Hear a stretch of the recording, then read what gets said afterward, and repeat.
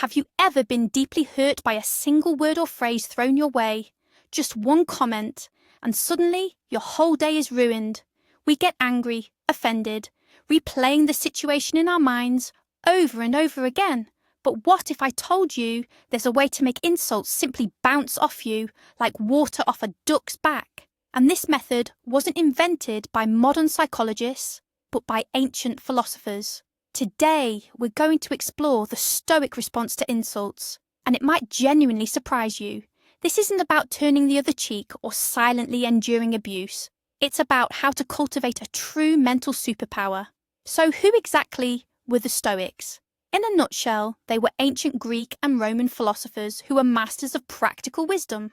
Their ranks included everyone from Epictetus, a former slave, to Seneca, an emperor's advisor, and even Emperor Marcus Aurelius himself. They weren't theorists cloistered away in an ivory tower. They sought answers to life's most pressing questions, and how to effectively deal with negativity was undoubtedly one of their core concerns. So let's get right to the heart of the matter. What really happens when you're insulted? The Stoics suggest we view it as a simple chain of events, and there's one crucial link in this chain that we often overlook. Imagine someone throws a stone at you. The stone itself is just a stone. It carries no inherent malice or kindness. It's inert. The hurt or offence doesn't come from the stone itself, but from its impact, and more importantly, from our interpretation of that impact. Words function in much the same way. When someone says something unpleasant to you, the words themselves are merely a series of sounds, vibrations in the air. They don't inherently carry a built-in insult charge. We're the ones who add that charge. With our instantaneous judgment, our swift assessment, someone says, "That dress makes you look big," and our brain immediately translates, "He thinks I'm fat, unattractive, he has terrible taste, how dare he?" And it's precisely this internal translation, this lightning-fast evaluation, that becomes the source of our pain. Not the words themselves, but what we think about them. The Stoics tell us, between an event and your reaction, there's always a tiny gap, a pause. In that pause lies all our power and our freedom. Our task is to learn to notice that pause and to consciously use it. And this brings us to one of Stoicism's most powerful and liberating insights, the concept known as the Dichotomy of Control. It might sound complicated, but in reality, it's incredibly simple. There are things entirely within our power, and things completely beyond our influence. Consider this. Can you control the weather? Traffic on your commute? The economic state of the nation? Of course not. Similarly, you can't dictate the thoughts, opinions, or, most importantly, the words of other people. Attempting to do so is a guaranteed losing battle, one that will utterly deplete your energy. If someone chooses to say something unkind to you, that's their decision, their action. It falls squarely within their sphere of control, not yours. So what is within our grasp then? What remains for us? The Stoics tell us the most crucial things: our own judgments, our perspectives, our reactions, and our actions. In essence, our entire inner world. And when you truly internalize this truth, something transformative happens.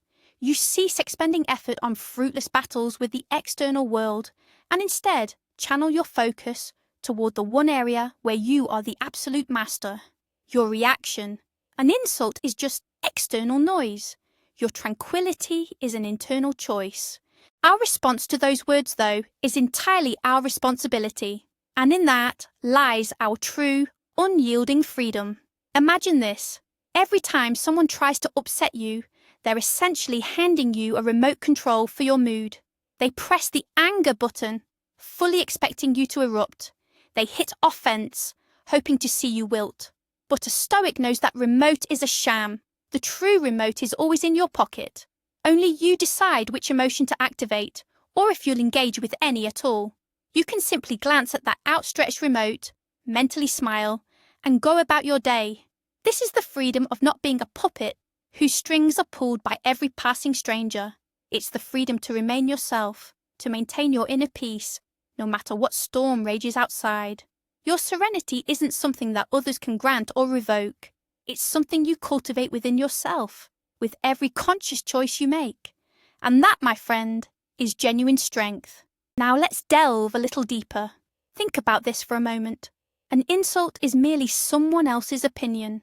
It's not a fact, not a law of nature, but simply their subjective viewpoint. Let's try a thought experiment.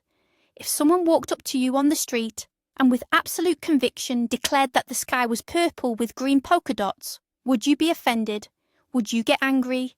Chances are you'd just shrug your shoulders and conclude that person isn't quite right. You wouldn't suddenly doubt the blueness of the sky because you know the objective reality.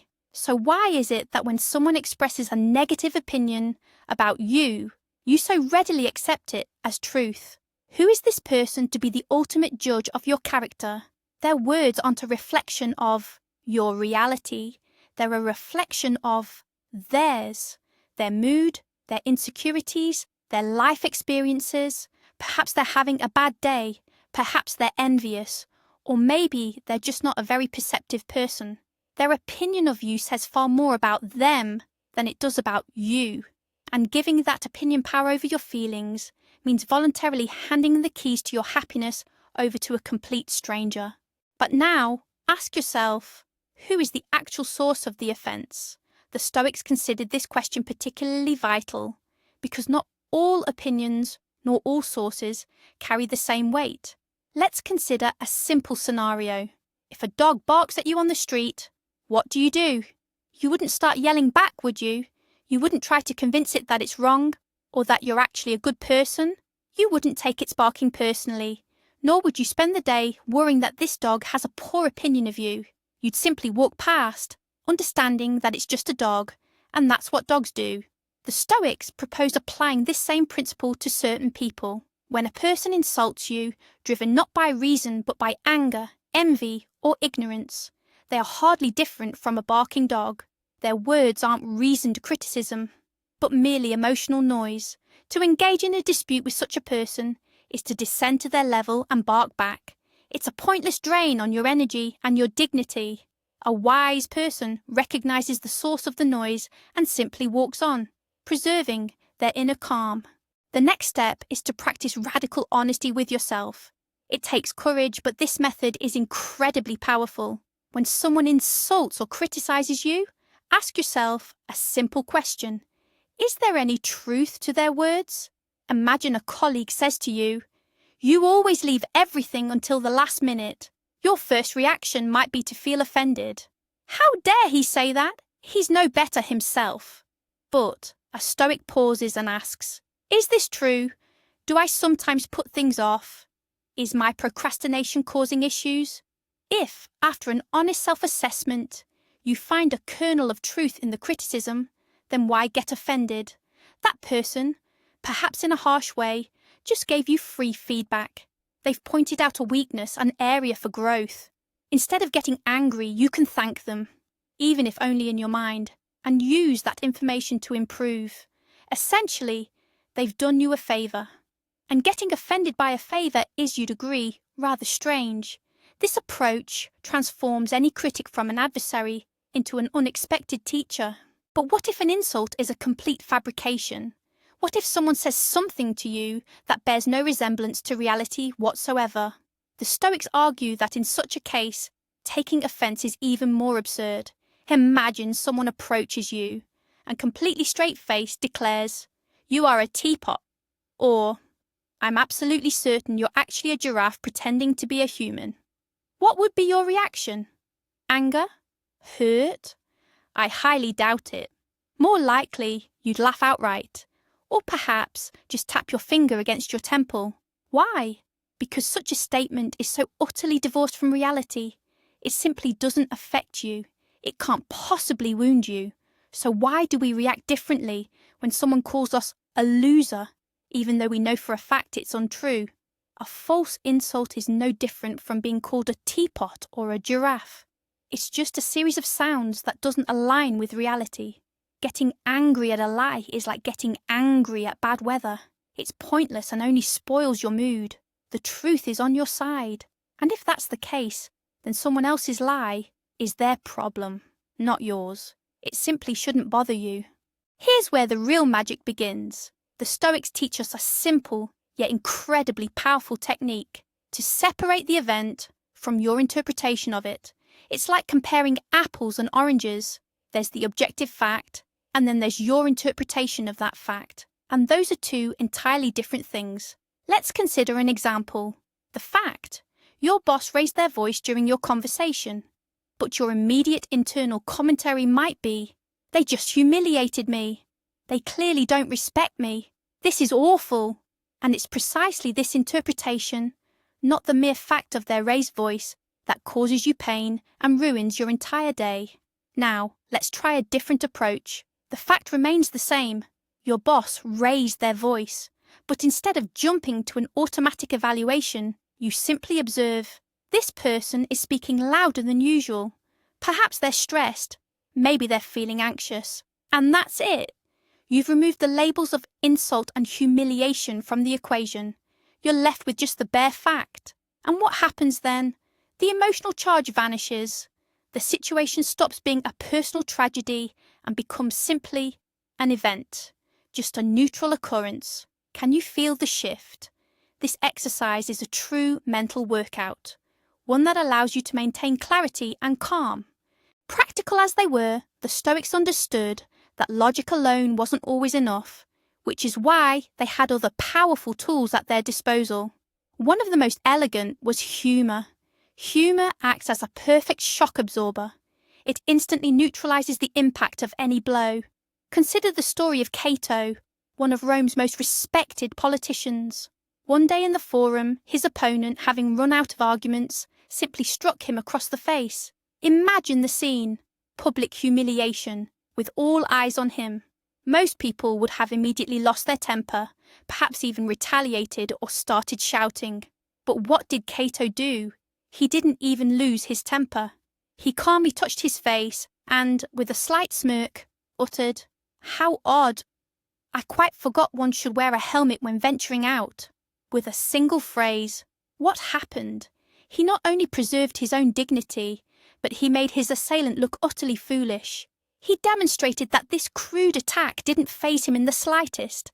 Humour disarms the aggressor. It showcases your inner strength and self-assurance. And, most importantly, it stops the venom of bitterness from poisoning your spirit. After all, you cannot truly laugh and harbour resentment simultaneously. Another powerful tool that the Stoics valued above many words is silence, but not the kind of silence steeped in contempt or resentment. Not when you defiantly pout and turn away. No, Stoic silence is a calm, deliberate and self-assured quiet. When you respond to an insult with such silence, you send an unmistakable message. You communicate without words. What you said is so utterly trivial, so beneath my notice, that it doesn't even warrant a reply. It's akin to simply ignoring the persistent buzzing of an irritating fly. You just calmly carry on with your affairs. This kind of reaction often confounds the aggressor far more effectively than any angry outburst. They're expecting an emotional reaction, a shout, an argument. That's the fuel their ego craves, but you give them nothing, a void. Their words simply vanish into that emptiness, finding no echo, no purchase. This demonstrates that their attempt to provoke you has utterly failed. You operate on a different plane, where their petty barbs simply cannot reach you. It is a silence born of strength, not weakness. Remember this, an insult can only truly land if you choose to receive it. The Stoics had a brilliant visual metaphor for this. Imagine someone offers you a gift. They hold out a gift wrap box, tied with a ribbon, but you look at it and simply say, "No, thank you." You don't take it. What happens to that gift? It stays with the person who tried to give it to you. An insult is precisely that kind of gift. Someone is extending their anger, their envy, their bad mood, all wrapped up in a package of hurtful words. They desperately want you to take this present because they believe it will make them feel better, as if by offloading their pain onto you. But you are under no obligation to accept it. Ever. You always have a choice. You can simply say, "No, thank you. You can keep that for yourself." And when you refuse to accept this negative offering, It remains with the sender. All the anger, all the venom intended for you stays with them. It's their problem, not yours. Grasping this simple principle, don't take the gift, gives you an incredible sense of control and freedom. Let's take this a step further and try to get inside the head of the person who's lashing out. Consider their true intentions. It might sound counterintuitive, but the Stoics insist that people don't act maliciously because they are inherently evil, but because they are misguided. They act out of ignorance or deep-seated pain. Someone who is genuinely happy and content with themselves and their life wouldn't waste time and energy tearing others down. They simply have no need for it. Aggression and the desire to hurt are almost always a cry for help. It's a symptom of deep-seated internal problems. When your colleague makes a snide remark, perhaps they're actually afraid you'll take their job. When someone posts an angry comment online, maybe they're just having a terrible day and are trying to blow off some steam. With this understanding, you stop seeing them as a malicious enemy. You begin to see them as a struggling, perhaps misguided individual. And this understanding dramatically shifts how you respond. The moment you begin to grasp another person's motivations, a remarkable transformation unfolds. Your anger, your resentment naturally give way to empathy, or at the very least, pity. Instead of your mind being consumed by the thought, "You scoundrel, how dare you!" a completely different one emerges. Poor thing. What must be going on in your life that you find your only solace in tearing others down? How much pain must you be carrying inside? This doesn't mean you should condone their behaviour. No, but you no longer see them as an equal opponent in battle, but as someone who is suffering. Like a doctor looking at a sick patient, would you get angry at someone with a high fever for being delirious? It's no different here. You see that their words aren't an attack on you, but a symptom of their own illness, their internal pain. And this perspective not only protects you, but also places you in a far stronger, wiser, and more humane position. The Stoics were true masters of mental training. They didn't wait for trouble to strike, they prepared for it well in advance. One of their key practices was called premeditatio malorum, which translates as the premeditation of evils, or more simply, anticipating troubles. Think of it like a fire drill for your mind. You wouldn't wait for a real fire to break out before learning how to use an extinguisher, would you? Similarly, you shouldn't wait for an actual insult to land before you start figuring out how to react. Instead, in a calm setting, perhaps first thing in the morning, dedicate a few minutes to this. Imagine the most unpleasant situation that could possibly occur today. For example, your boss giving you an unfair dressing down, or someone on public transport shoving you and being rude. Then, having pictured this scenario, mentally rehearse your ideal, stoic reaction, how you'll maintain your composure, what words you'll say, or even if you'll choose to remain silent, how you'll remind yourself that these are merely external events, outside of your control. By mentally rehearsing such scenarios in advance, you're essentially building muscle memory for your mind. And when a similar situation actually unfolds, you won't be caught off guard. Your response won't be a knee-jerk, panicked reaction, but a calm and well-practiced one. Here's another brilliant technique to instantly diminish the impact of any insult. Take a bird's-eye view of the situation, or, as the Stoics might put it, view it from a cosmic perspective. The next time you find yourself feeling stung by something, just pause for a moment. Mentally elevate yourself. First, ascend to the height of your rooftop. Can you see yourself? Just a tiny speck. Now go higher, to airplane altitude. You can barely discern your city anymore. And now, even further, to Earth's orbit, our planet, our beautiful blue marble. And somewhere on that tiny speck, on that marble, your little conflict is playing out. Now let's venture beyond our solar system. Consider the immense scale of our galaxy, the Milky Way, with its hundreds of billions of stars, and then the entire universe with its billions of galaxies. Now, mentally zoom back. Tell me, does that hurtful word spoken to you just 5 minutes ago still feel as significant? As catastrophic? This technique isn't about invalidating your feelings. It simply restores things to their proper perspective. And from that perspective, most of our grievances are nothing more than cosmic dust. An insult isn't a problem, it's a workout. The Stoics teach us to view every unpleasant situation, every rude person, not as a source of suffering, but as a chance to practice. Imagine you're an athlete wanting to build muscle. You wouldn't shy away from barbells and dumbbells, would you? On the contrary, you'd seek them out, because you know that it's precisely the resistance, the weight, that makes you stronger. Insults and life's challenges are your mental barbells.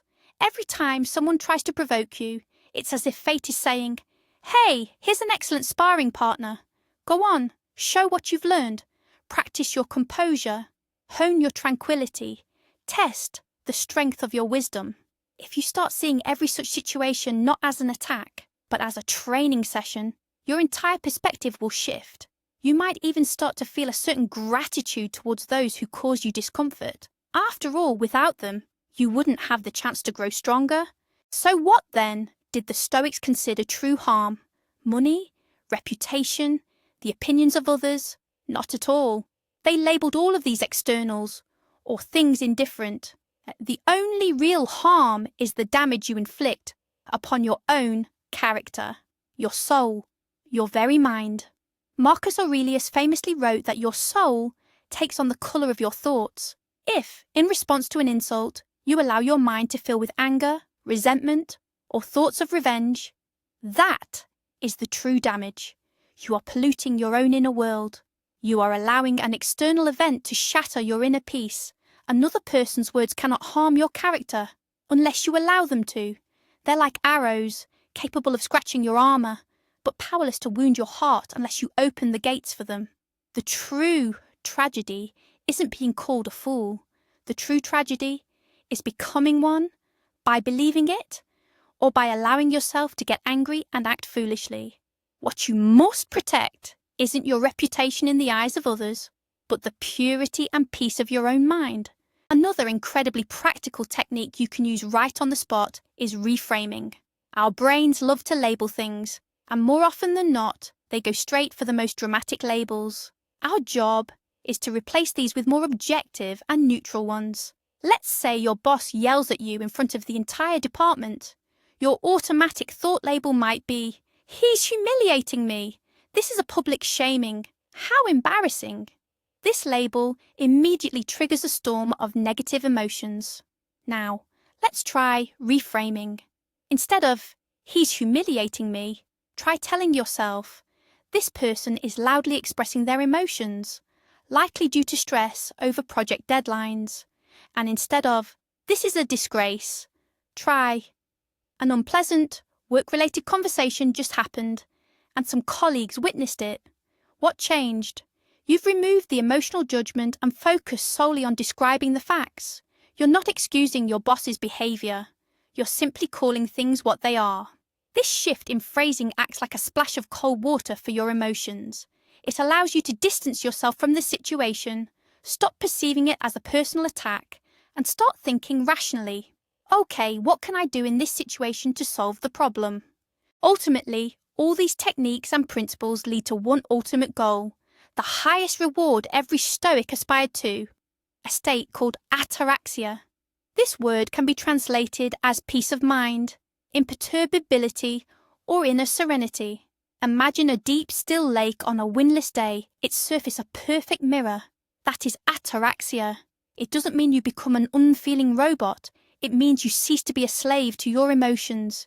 You still experience them, but they no longer dictate your reactions. Every furious reaction to an insult, every burst of anger, every minute spent nursing a grudge, these are like stones thrown into that serene lake. They create ripples, muddy the water, and rob you of clarity. A Stoic understands that their peace of mind is the most precious thing they possess. They are unwilling to trade this treasure for the dubious pleasure of a harsh retort or hours spent dwelling on someone else's words. Ataraxia is your inner compass, and every time you choose how to react, you can ask yourself, will this action bring me closer to tranquility or push me further from it? The answer will always be clear. And now we arrive at the absolute core, that pivotal insight that truly changes everything. Are you ready for this? The most astonishing and powerful idea from the Stoics is this: an insult, in and of itself, doesn't actually exist. It only lives in your mind. An insult isn't merely what someone says to you. It's your internal agreement that you've been demeaned. It's your own verdict. Someone might hurl words at you like a ball, but only you decide whether to catch that ball and hold it close to your heart or simply let it fly right past. The instant you grasp that an insult needs your own internal yes to take hold, you reclaim 100% of the power. You're no longer a victim of someone else's words. You are the vigilant guardian of your fortress, your mind, and no one enters without your permission. Ultimately, Stoicism teaches us not to suppress emotions, but to understand their source. Instead of being a puppet whose strings are pulled by every person you encounter, you become the master of your inner world. Being offended is a choice, and you can simply choose not to be offended. Thank you for watching this video all the way to the end. If these ideas resonated with you, made you think, or proved helpful, please give it a like and subscribe to the channel so you don't miss new videos on practical philosophy. And now, a question for you. Which of these Stoic principles strikes you as the most powerful and practical in your own life?